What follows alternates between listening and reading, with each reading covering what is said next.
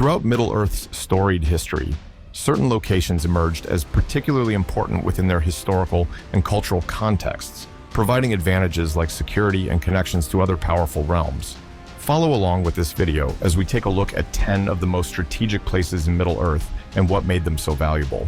Númenor. The first place on our list is the island of Númenor, whose inhabitants were the greatest of the race of men. The Númenorians were expert shipbuilders, horsemen, architects, and smiths, and their abundant farmlands and bustling cities flourished. Númenor was well known as one of the most powerful yet peaceful realms of Arda's Second Age, but Sauron saw it for its strategic advantages, which he greatly desired to exploit.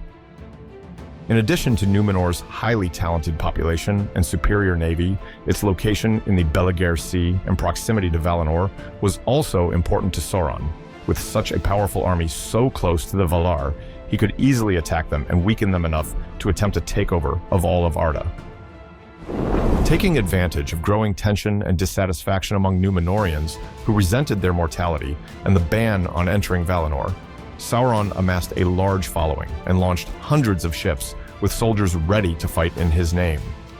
Thankfully, Eru-Ilúvatar himself stepped in, sending a great wave to flood Númenor and removing Aman from the world so that no one could reach Valinor. However, the necessity of his intervention demonstrates just how disastrous this attack could have been if it had come to fruition. A testament to Númenor's incredible power. The refugees of the fallen Númenor, which sank into the Belagire not long after its flooding, sailed to Middle-earth to establish settlements. This brings us to Umbar, the second location on our list. Umbar. Located on the coast south of Gondor, Umbar was settled by a group called the King's Men, later known as the Black Númenorians. They were the most loyal to Sauron, divided against both their kinsmen and the elves, and were constantly at odds with Gondor, where other surviving Númenorians, the sons of Elendil, had established a kingdom. The two powers spent many years fighting each other, with control of Umbar changing hands several times until it finally fell under the rule of the Corsairs of Umbar. Much of the strength of the Corsairs came from their alliance with the Haradrim, whose territory bordered Umbar. However, this area was also made strategically advantageous by its geography.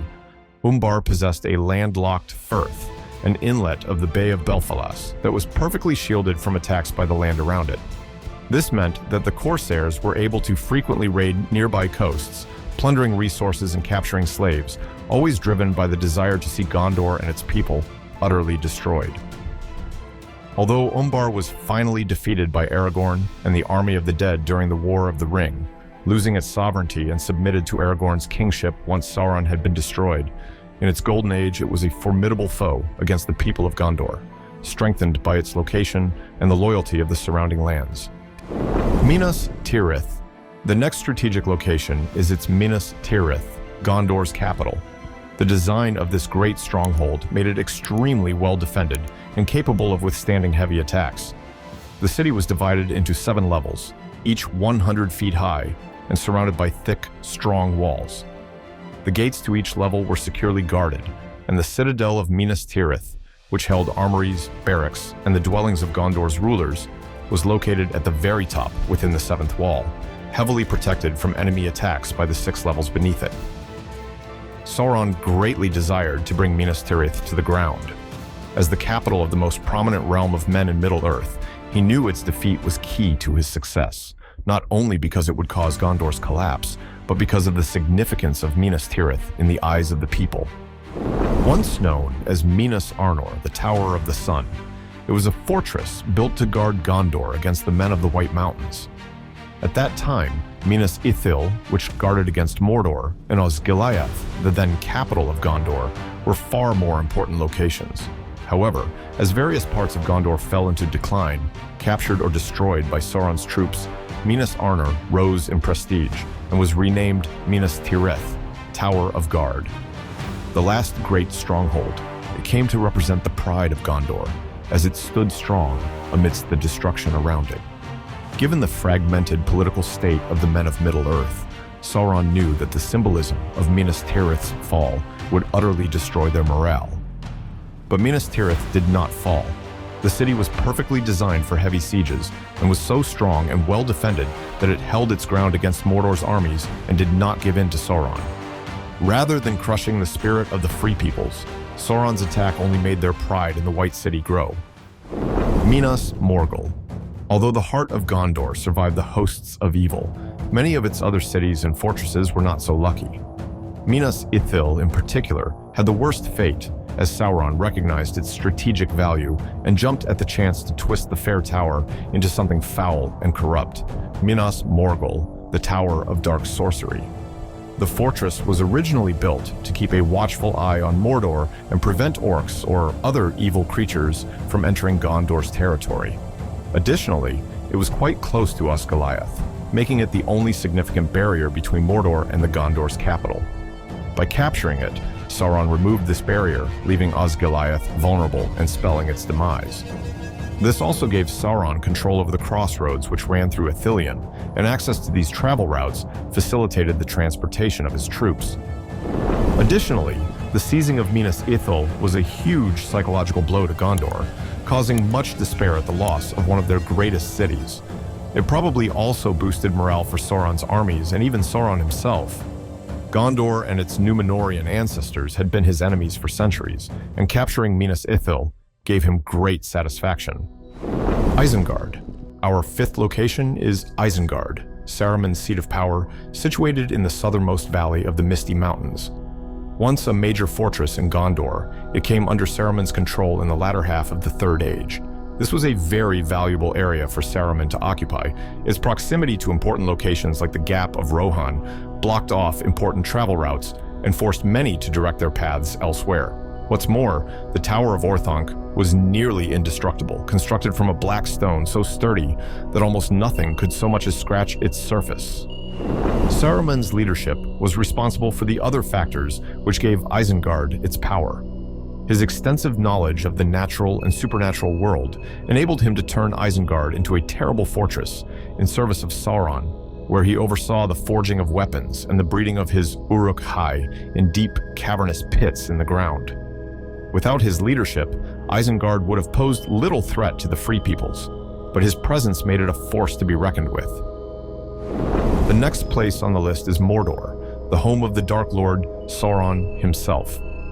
This seemingly desolate, corrupted area was not as barren as it seemed, and its strategic location helped its armies prosper. Mordor's proximity to Gondor made it the perfect place to encroach on their territory, gaining access to their most important cities and strongholds. It was also surrounded by mountain ranges on three sides, creating a natural fortress against Sauron's enemies. The mountains were almost impossible to scale, meaning that any armies who wanted to march into Mordor would either have to walk around to the only side that wasn't blocked by mountains, or take their chances with the Black Gate, which was heavily fortified and guarded constantly. And even if any army was able to gain entry, their presence would be known in an instant, caught in the gaze of the ever-watchful eye of Sauron. Another advantage of Mordor's location was Orodruin, or Mount Doom. In addition to being an important symbol of power and fear, as the place where Sauron forged the One Ring, it also provided some benefits for the surrounding environment. Much of the black volcanic plains of Mordor were quite dry, but in certain places the volcanic ash of Mount Doom made the land fertile. Nirn, the southern part of Mordor, had nutrient-rich soil and held the inland sea of Nirnen, allowing it to sustain dry land farming and produce crops to feed the hosts of Mordor. Sauron chose his base of operations well, making Mordor a very strategically valuable location because of its unique geographical features. Khazad-dûm. Number 7 on our list is Khazad-dûm, the ancient underground realm of the dwarves in the Misty Mountains. It was rich with a lively and fast-growing population of dwarves, all very skilled in smithing, crafting, and masonry. In the Second Age, Khazad-dûm's prosperity reached its peak in a Renaissance period, a golden age for their riches, fine craftsmanship, and prestige among the people of Middle-earth. Visiting this kingdom was both a privilege and an excellent opportunity for sharing in the wealth. Part of what made Khazad-dûm so valuable was mithril, the precious silvery metal found in its mines. Famed for its incredible strength, lightweight elegance, and incredible malleability, it was found in large quantities in the dwarven mines. It was not only valuable to the dwarves, but also to elves and men from Númenor. In fact, the presence of Mithril in Khazad-dûm's caves fostered a rare friendship with an elven kingdom, which led to a strong alliance and rich cultural exchange. Because of its strategic location in the Misty Mountains amid lodes of Mithril, Khazad-dûm became one of the richest cities in Middle-earth's history. A region. The elven realm that befriended Khazad-dûm was none other than a region ruled by Lord Celebrimbor, a kind leader with remarkable skills in smithing and forging.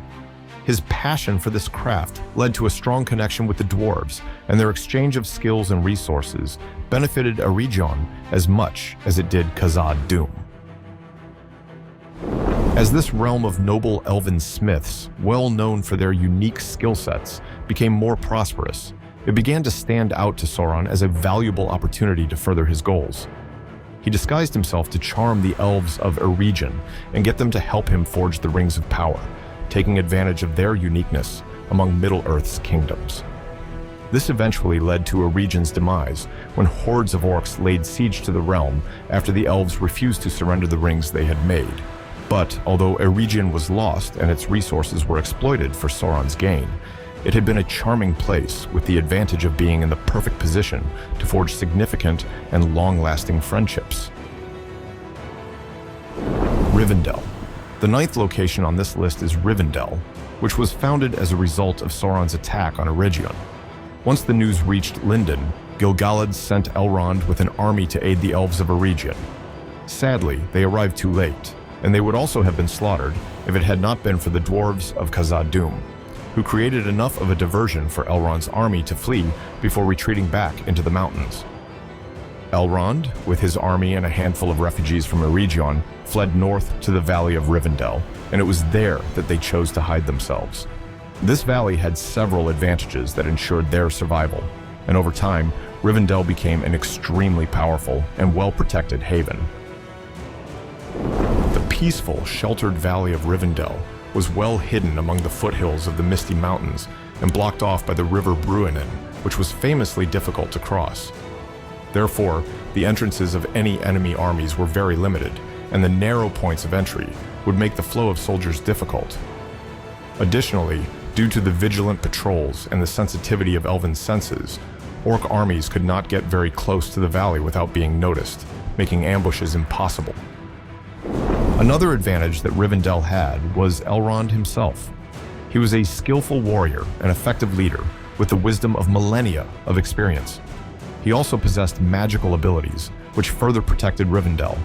Elrond had the gift of foresight, which he could use to view lands or events at great distances, and therefore call for preemptive action against any attacks. He was also the keeper of the ring Vilya, the most powerful of the 3 rings of power given to the elves.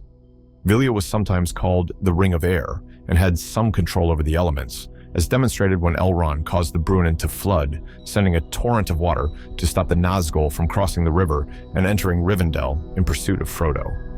Elrond's great leadership, the power that Vilya afforded him, and Rivendell's strategic location all contributed to the strength of this realm, making it one of the most valuable strongholds of the Free Peoples. Lothlórien. This mention of great elven realms brings us to the last location on the list of strategic places in Middle-earth, Lothlórien, one of the most well-protected realms in all of Middle-earth's history. Lothlórien was a vast woodland realm of elves located east of the Misty Mountains.